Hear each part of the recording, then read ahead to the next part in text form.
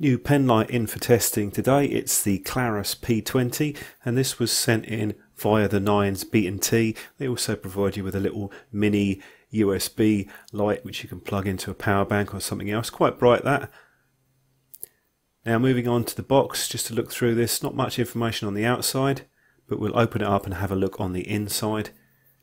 Nice presentation on this. You have a sort of foam padding around the outside. We'll just take the pen light out now, have a closer look at that. First thing I noticed with this is quite a lot of grip on the body, and that's a good thing, particularly on the back section and also near the tip. It's also pretty compact too. It's one of the smaller ones that I've looked at for a 2x AAA cell torch, and they do vary quite a bit. I've had a few longer ones, so really this is pretty close in size to my Parker pen, and that's what I'm looking for in a pen light. Now around the bezel, you'll notice that that's stainless steel there to help protect the lens. Unscrew it and you get 2 alkaline cells included, but I would definitely go with the nickel metal hydrides. Longer term use going to make much more sense, but you can keep them as a backup. Putting the cells in, there is a spring at the back section, so it helps to connect. You see the contact point there. Now this has a Nichia 219C and it has a high CRI, and that means basically in layman's terms it's a warm light, also designed for medical use, zero blue ray damage. That's something which has come to light in recent years, particularly with LEDs.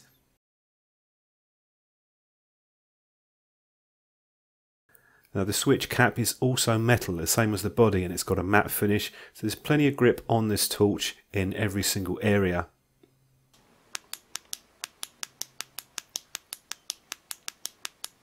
That's just a quick demo on the switch. As you can see, it's quite hard to press.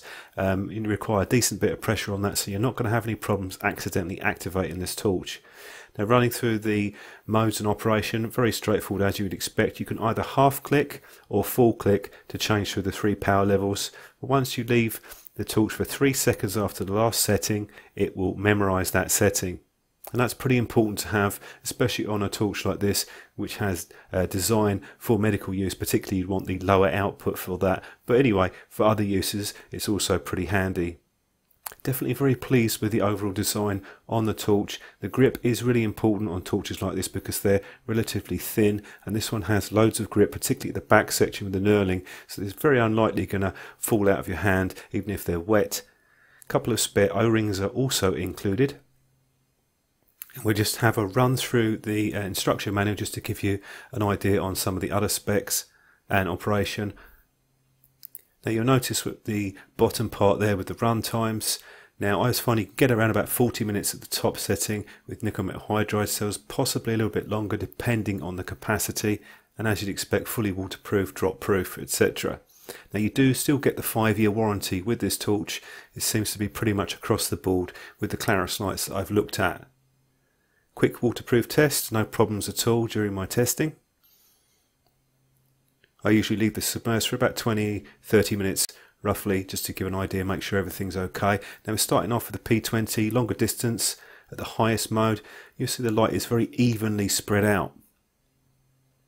That's due to that optical lens. You can see the S1A batten at the highest level has a sort of diffused central area, so the output on these combined, the two, is pretty similar actually. There's not that much difference if you spread them both out the same or focused in the Klarus. I'm switching just between the two just to show you the difference. You see the tint difference is quite obvious. The O light looks a bit green, and up close on the beam pattern you see it's quite an even spread out. It's a little bit hotter in the centre, but it is evenly diffused. And up close, lowest mode is around about the 4 lumen mark, which is quite low. I'll do some more beam shots later on with that. And then outside, normal tests that I do, we just go up through the power settings. And you'll be able to see, it does look to be more of a jump than there actually is in real life. That's probably because the camera picks it up differently. The spacing seems to make sense to me. And we're on the lowest mode, just about to see that. Then up to medium. And then the top setting coming up now. I have to say, I do like the tint on this. I'm not normally big into the tint thing, but when you compare it to some other lights, it certainly is quite appealing, and obviously they're trying to go for the medical side as well. So if you have any experience with the medical torches and things like that, let me know whether this would be something that would be suitable, or if there's anything else that you'd be looking for, because I don't have any obvious experience in that.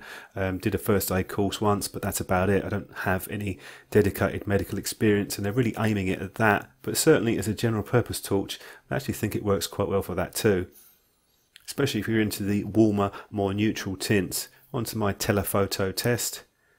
This is the same as the other tests that I've done with other torches, so you can cross compare them just to see how they perform. I personally would be using the mid setting mostly if you have reasonable vision, because you'll be able to get extended run times. You'll be able to run this pretty much all night on that setting. But I did decide to do a runtime test just to see what the drop down was on this torch. Now it's temperature controlled, so this could vary. If you're outside and it's freezing cold, you'll get longer run times at the top setting, and it drops down very slightly after about 10 minutes. You really wouldn't notice it in use, and it doesn't get hot, just a little bit warm on the body. Wrapping up with some thoughts and conclusions on this pen light, certainly one of the nicest ones that I've used, but I always try and find one area that I would change something, and I would possibly add a moonlight or firefly mode to the torch. The low mode is pretty low, and it's probably low enough for most people if you're out camping or you don't want to disturb people, but because of that I would certainly have considered that as an improvement. Maybe it's not something that I consider to be a big area. On the other side though, very nicely made torch, very good output, nice tint, and it could have certainly good appeal if you're in the medical profession, or just as a general purpose torch that you want to carry in your pocket, in a jacket, or even in a briefcase to take to work. So pretty close to what I'd be looking for in a good quality pen light. Don't forget to have a look through some of my other videos, and I will catch up with you very shortly in my next video review.